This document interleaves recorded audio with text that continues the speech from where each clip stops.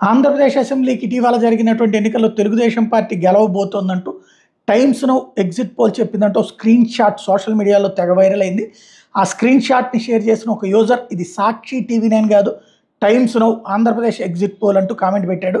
ఆ వెంటనే అది వైరల్ అయింది. ఆ స్క్రీన్ షాట్ ప్రకారం టీడీపీ 95 నుంచి 100, జనసేనకి 16 నుంచి 18, బీజేపీకి 3 నుంచి 5, వైసీపీకి 55 నుంచి 60, ఇతరులకు 0 నుండి 1 వస్తాయని అంచనా వేశారు. అయితే వైరల్ అవుతున్న ఈ స్క్రీన్ షాట్ నిజం కాదని హిందుస్థాన్ టైమ్స్ తేల్చింది.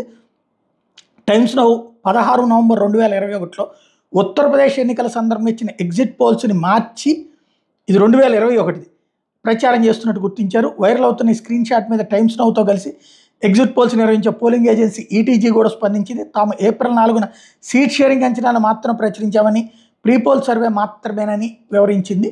ఇది ఓవరాల్గా ఎగ్జిట్ పోల్ సర్వేలు అన్నటువంటి దాని మీద ఎవరి లెక్కలు వాళ్ళు చెప్పుకొస్తున్నారు. జూన్ 1న ఎగ్జిట్ పోల్స్ విడుదల చేస్తామన్నటువంటి విషయాన్ని తేల్చి చెప్పింది.